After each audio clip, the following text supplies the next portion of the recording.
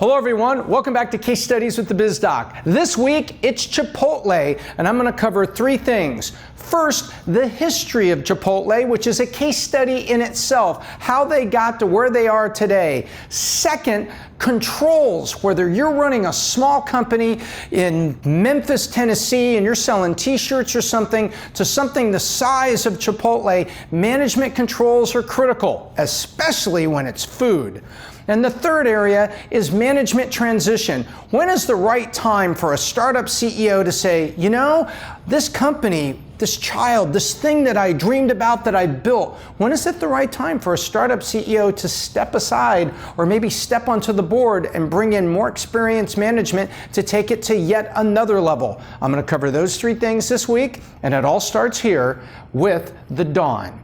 It all started in 1993. Steve Ellis went to the Culinary Institute in Hyde Park, New York, I believe it is, and became a trained chef. He worked at a very nice restaurant in San Francisco, was honing his craft, and then goes to Denver where he has the dream of starting a restaurant. He was thinking of starting a high-end restaurant because he was at culinary school, working at a high-end restaurant in San Francisco, but he settled on what would later be known as simply the fast casual restaurant that would become Chipotle Mexican Grill. To get going, he turned to his dad, and he got help, which you cannot call bootstrapping. He may have had bootstrapped a couple dollars in his pocket as a chef, but he got some very important help from his dad with seed, or I would almost call a very light Series A, if you want to talk about it like that, from his dad, $85,000 to start the first Chipotle in Denver, Colorado, right near the University of Denver. And he and his dad had calculated, well, son, if this is going to be a success, you're going to have to sell about 100 burritos a day so that you can break even and make a profit from there. Do you think you can do this? Yeah, Dad, I believe in this. I'm going to make tasty food because I'm a trained chef, but I'm going to make it in this fast casual environment, and these students are going to love my burritos. I'm big on flavor. It's going to do it. And he says, okay, well, here's $85,000. Let's go. They were soon selling 1,000 burritos a day, and Chipotle was off and running. And during this phase here, there's something very interesting happened. In 1997, 4 years later, McDonald's invested in Chipotle, and as a matter of fact, by the year 2000, I believe it's correct to say that McDonald's was the largest investor in Chipotle. In other words, a fast casual selling burritos, which McDonald's didn't sell. McDonald's noticed that your dollar, my dollar that we spent on lunch, they notice where that dollar goes. Their research at McDonald's is probably better than most of the fast food organizations in America. Big on research for locations and big on what competitors are doing. So McDonald's makes an investment. You don't think that maybe they were thinking of buying it someday? Well, perhaps. That didn't actually happen, but by 2000, they were the largest investor. And as Chipotle continued to open many, many locations, there are several different stories, and I don't have the exact quotes from the exact executives, but it really came out that McDonald's said, hey, as you look into the future and you think about same-store sales and opening stores as your source of growth, you need to think about breakfast, and you also need to think about drive-through. So you could have people at the front counter and you could have people in drive-through. Well, at the time, Chipotle was like, no, we're not opening for breakfast and we're not going to open for drive-through. Well, there's a thing that was really taking off at that time in America, which was the breakfast burrito. Taco Bell had it. Look how many different locations have a breakfast burrito or something like a breakfast burrito, even though their core business maybe is hamburgers. Well, Chipotle said no, and they moved along. But they were continuing to grow. But let me talk a little bit about same-store sales and expansion. McDonald's knows how to expand. They are experts. And what same-store sales are is you look at the sales of, say, a location this year, and then you look at it next year, and did same-store sales go up? There's only two ways to make same-store sales go up. Open longer, like for breakfast, you open for breakfast instead of lunch. Now you can have those sales in the morning. And the second way is you sell more or at a higher price to each customer that you do have. So that's how you drive same-store sales up, bringing more customers in at more times a day or more dollars per customer. So I guess it really amounts to three ways to drive same-store sales. Or Now, organizational growth, you open another location. And locations in the restaurant business are simply called doors or stores. So here we have them growing very, very rapidly, with McDonald's thinking to the future, saying, you know, you're going to be thinking about growth at some point, and you might as well think about it now. Nonetheless, they go off and they grow, and by 2006, they were doing $800 million a year, almost $1 billion. So let me turn around here and now go from here.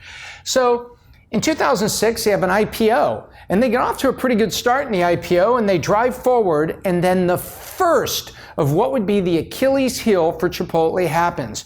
In 2008, in San Diego, there was a hepatitis outbreak, and then in Ohio, Kent, Ohio, 400 people were allegedly made sick by norovirus. And what these things are is, if you're in the food service industry and you're bringing food out of the fields and things like that, there's bacteria. It could be from animals, could be a lot of places that it comes from. But the fact is, this stuff is growing outside in the mud, near streams. And even if it's really good and healthy and clean on the inside, the outside is what matters. It's got to be washed and cared for and prepared properly.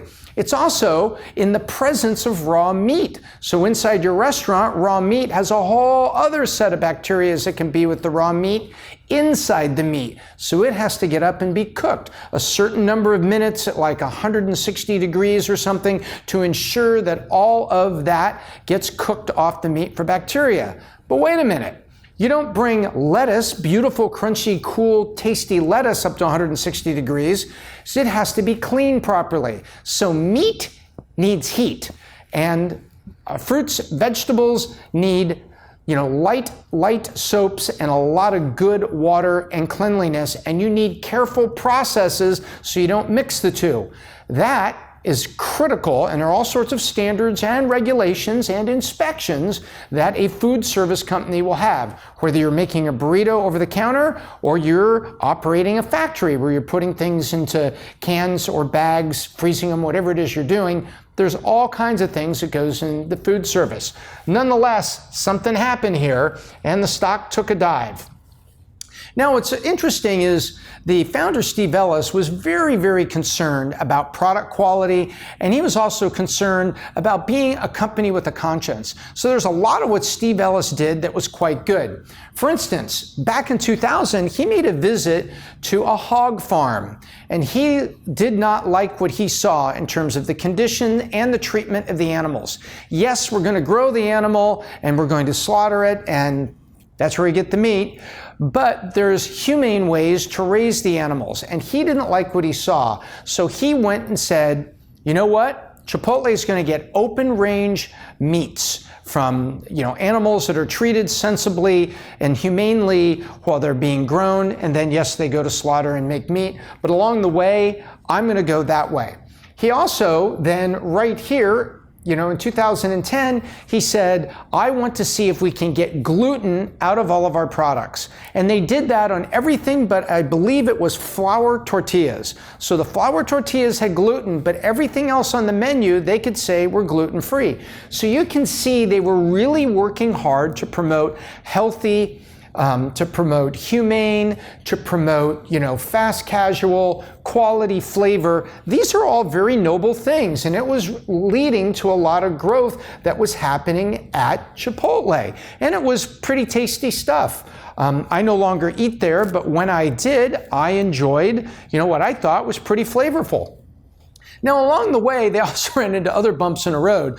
While they're promoting all this humaneness and no gluten and no GMO and things like that, there was an institute did a study that said, did you know that this Chipotle burrito is 1,000 calories? 1,000 calories in this lunch burrito. And most people would say, look, that is just not sensible to pack down 1,000 calories, especially if you're going back to an office environment or a more sedentary environment where you sit and you're not like moving around, working in a factory or something like that. that, or an active athlete going out to work out for the afternoon. No, 1,000 calories, if you're going back into that is just way too much. And actually, it was interesting because there was a comparison done to the Big Mac. And most people would think that the Burger King Whopper or a Big Mac, oh my goodness, those are big calories. Well, guess what? This had more calories than a Big Mac or a Whopper. And so it was a little bit embarrassing where they're trying to position themselves as healthy, but have this. Now that led to some changes, and they published the calories for each of the items, and it led to some changes and to some sensibilities. So this whole area here, I saw it as an opportunity for Steve to get control of this and set the tone for a growth future in which he met all of these wonderful promises he's making about, GMO, gluten only in the tortillas, and, free-range meats, sensible. That's very good things, and that's what the brand stood for, and the brand had a lot of promise. Well, and from that moment, from 10 to 2012, 2014, 2015, everything changed. But along the way, let's take a look at the growth of the revenue and the net income. They were doing pretty well. When they went out for the IPO, I mentioned it was about 800 million. 2 years later in 2008, they had 1.33 billion in revenue and 127 million in net income. That's pretty good. 2010, 1.84 billion and 215 million of net income. 2012, 2.71 billion in revenue and 327 million in net income. So you can see why it's going up. The stock market likes these numbers. 2014, 4.11 billion and 445 million in net income. Then 2015, they celebrated their biggest year ever, 4.5 billion in revenue and 475 million in net income. And then the fun started. And I don't mean fun, I'm being very sarcastic. 2015 would become what I call the zone of death, as the stock, which had run all the way to over $700 a share, would crash heavily down, losing 40%, 50% of its value. It was horrible. It all started in July in Seattle, where there was an announcement that some people were sick. They ate at Chipotle and it was E. coli. Then in August, 207 people became sick in Simi Valley, California, and they said that it was the norovirus, another food contamination bacteria virus.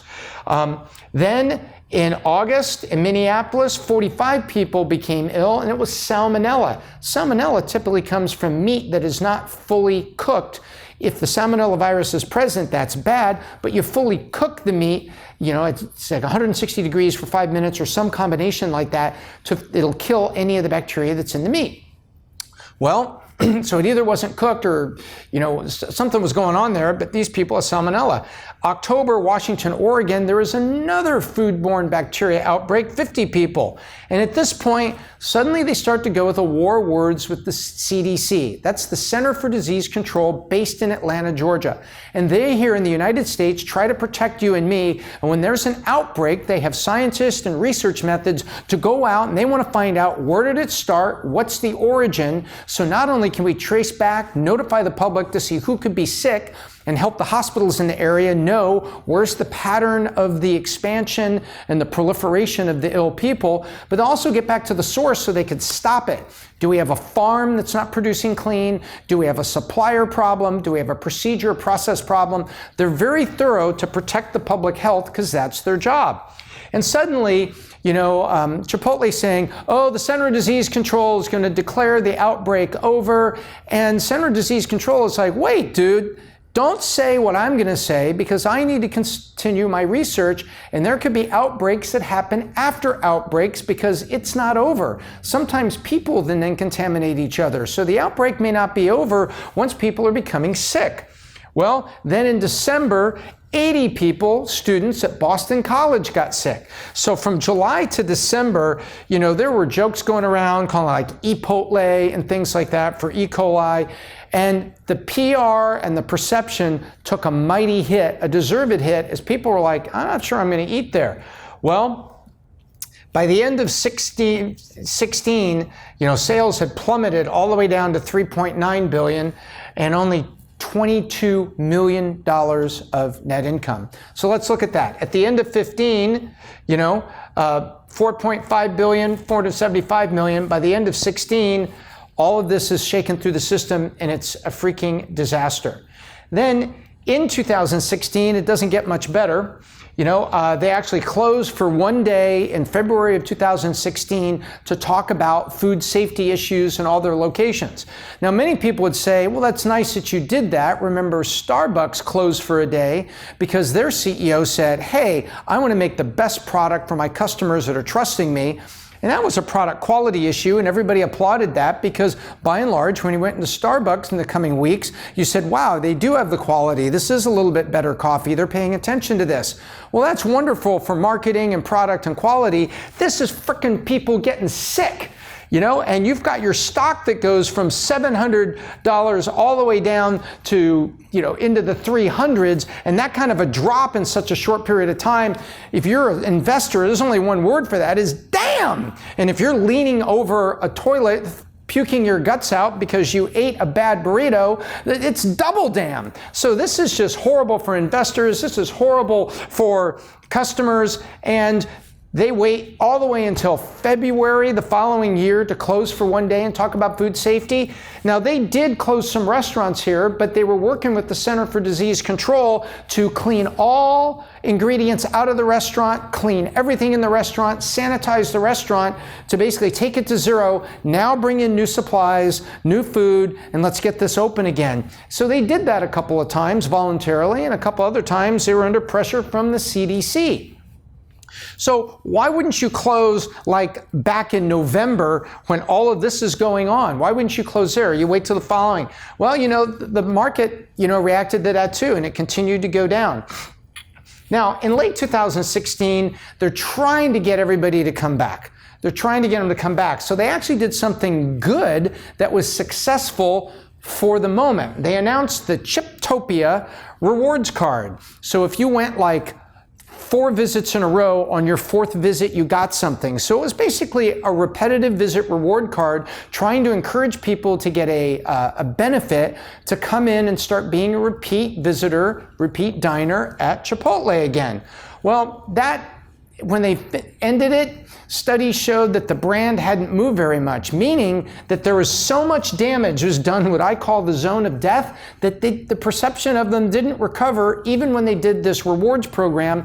And according to some research, it was the single most lucrative rewards benefit that you or I could have had anywhere in the food service, fast food, fast casual industry. Meaning that what we had to spend to get something of benefit at Chipotle and the number of things we bought was far less to get the reward than other places. In other words, they were really trying hard to put a high value program out there to bring us back in. But when it was over, we didn't think any more positively about Chipotle than we had in the months prior, which meant that what was happening to the brand was pretty deep-seated. Well, they also had an issue because other bad news travels in flocks, and their CMO, Mark Crumpacker, I believe was his name, he's in New York and he gets stung on like 5 counts of cocaine possession because he was repetitively buying, I guess, from an undercover organization. Now, they said it wasn't affecting his job and they put him on a leave of absence and he came back. Now, I think that's a humane thing to do because if he shows that he's recovering and he's a recovering addict, come back, and he hasn't harassed employees or do things, I think it's good that they bring him back. So it showed that inside the culture of the company, there was something going on there that I think was sensible. But nonetheless, they said it didn't affect his job, but it was yet another piece of bad PR. Along the way, suddenly, malware shows up, and they said that 2,250 restaurants in 47 states have been infected by malware that was potentially exposing your and my credit cards from at the point of sale. Now you're like, oh no. So now their IT systems weren't bulletproof with firewalls to protect intrusion, so they had malware get in there. Then there was, as we call, a rat video went viral showing a Chipotle restaurant somewhere with a rat that apparently had fallen from the ceiling or something. Now there's probably a lot of fast foods. Does McDonald's have one mouse or one rat in one location somewhere in the United States right now? Probably, but nonetheless, it's just another shot to Chipotle about the cleanliness there. Then they attempted to introduce a new food product, and they introduced what everybody called the worst queso ever invented. It was horrible, and the CEO, Steve Ellis, was out there tweeting and stuff saying, well, haters are gonna hate.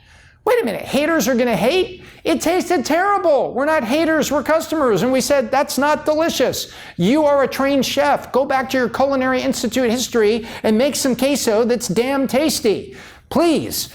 So, meanwhile, he's trying to, you kind of put it back on the customer a little bit there. Haters gonna hate, which I don't think was the right thing to do. And then, bingo, we get hit with another case of norovirus.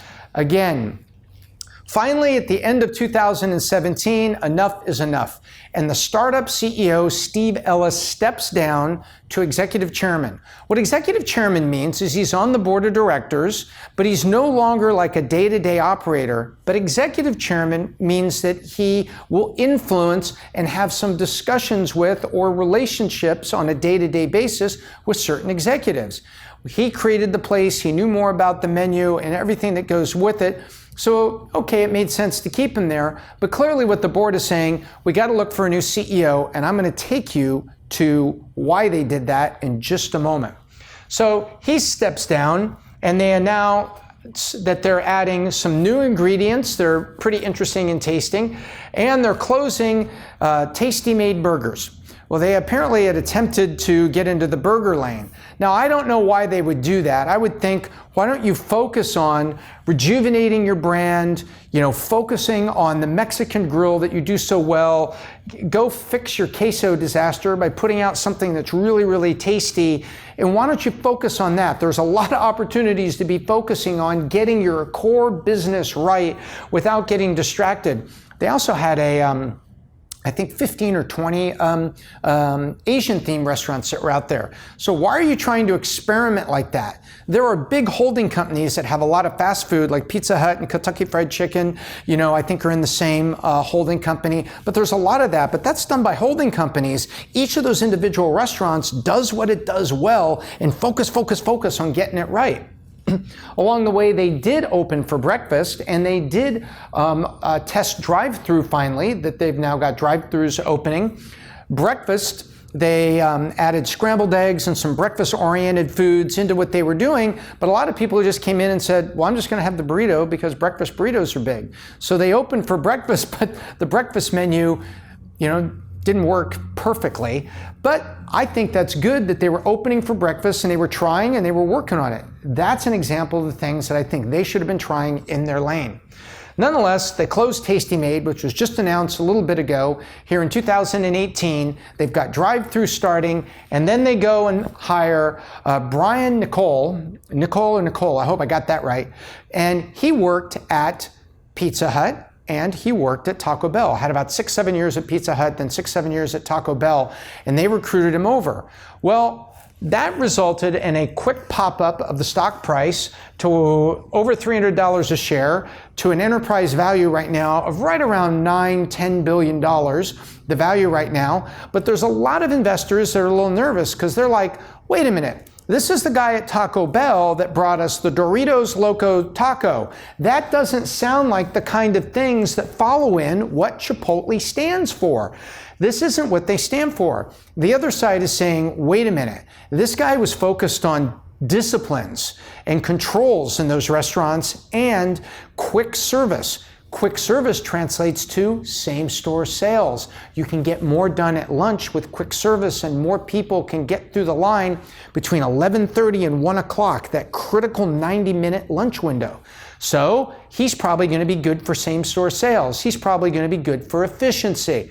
Well, it remains to be seen. Is he going to bring us a Doritos Loco Taco, which nobody can say is a particularly healthy option, but it's pretty tasty. And so the jury's out on where he's going to be, but people do agree that he is all about controls. Which brings me to the last part. So where are they going? I think they're going to be okay with Nicole. They're at $4.5 billion in sales, closing 17, back up to about $176 million in net income. So I think that there's a way out, and I think changing the CEO at this point basically is the announcement that we're doing things in a different way. But I want to take you to what, in my view, a case study of what I think has happened. A lot of you ask me, say, Tom, we'd love you to dive a little deeper into the lessons of case studies, not just go through history as a case study. Well, I think history is a case study in this case because clearly something that happened here didn't get fixed. And how does malware feed into that? Let me explain. Controlled growth is so important. When you're growing like this, you have to control your growth. In other words, you have to systematize things and look for all of the potential fail-safe opportunities, such as firewalls and security to protect customer information, whether you're Nordstrom's and you're operating online commerce, or you're Chipotle and you're just operating you're taking credit cards at the point of sale. Once you are touching that kind of information, there are criminal elements out there that are going to be trying to knock into that and steal it from you. So there's a philosophy of control that goes all the way from IT to food. And when you are growing, there's 3 areas of control. One is people. How do you train people? Do you train them consistently? Do you review the training methods? Do you see if they're doing what they should be and the training is working? And reinforcement training. There's a lot that goes into that. Then processes. Once somebody is trained in what they should do, is that process working right? Whether you're protecting credit card information from your customers or you're bringing raw meat and raw vegetables into the same back kitchen and getting ready to prepare it as any restaurant does. Are your processes in place doing the right thing? And lastly, vendors. Is your selection process and your upstream review process to make sure those vendors are high caliber? How is that? And so controlled growth, each one of these things can get out of hand. You can be hiring people so fast that you're not getting each one trained. You can be growing so fast that the process that worked yesterday needs to be adjusted and optimized today, and you didn't do it, and now you have a problem. You can have vendors that you grow so fast that they grow fast. Meaning, maybe I'm supplying pork to, Chipotle, and I have a free-range farm. I got to buy more land, grow more hogs, and go faster. Maybe I cut corners. Maybe I'm, part of the issue here in E. coli outbreaks. So are my vendors staying in control? All of this comes together. Then, when something happens, you have to find permanent solutions. Organizations that find permanent solutions when fast growth leads to a failure of people, processes, or vendors, that's a sign of a mature organization. If this happens here and they keep growing and then 7 years later it happens here, I don't think they ever permanently solve the problem. It doesn't seem like it. And I don't think that the solution is to criticize the Center for Disease Control because they're making this announcement or that announcement. They're trying to protect the public. And so I think what happened here is a startup CEO who is a gifted chef drove it through high growth, adding some good people around him. But in the end, I think what got exposed is it was not a culture of high controls. Because when you see a malware outbreak and you see repetitive things happening, I think that's a sign that the management during the growth did not have that organization under control, and it starts showing up in so many places. And yet, they had a brand that was beloved that now needs to make a comeback, and maybe the new CEO that's been brought in, Brian Niccol, is going to be part of that. And maybe he brings with him his experience with a very large Taco Bell organization that has more locations than the 2,250 some locations that Chipotle has now. So I think that's a case study in itself. We could also go into PR and how they reacted and how they did this. But I think what we see is a case study of how they successfully grew, coupled to what would happen behind the scenes, a lack of controls and permanent solutions that led to repetitive problems, including one that is horrifying. I don't think it's safe to eat there. In the mind of the diner is a disaster. And that, my friends, was what I called the zone of death. That is the Chipotle case study. And there's lessons in there for you or me, whether we're operating a small t-shirt company in Memphis, Tennessee, or we're operating something as big as a 5-chain restaurant in our city, or a 2,000 location restaurant chain, a humongous organization across the United States. Wherever you are, there's lessons in the Chipotle history and a case study of control for you. Remember, we are on a mission to 1 million subscribers here at Valuetainment, and when we will have the first Valuetainment conference where you will learn how to grow your business, grow yourself, grow your leadership as you drive forward and be a success in your life, and we can't wait. Until next time, I'm Tom Ellsworth, the BizDoc, and I hope I left you better than I found you.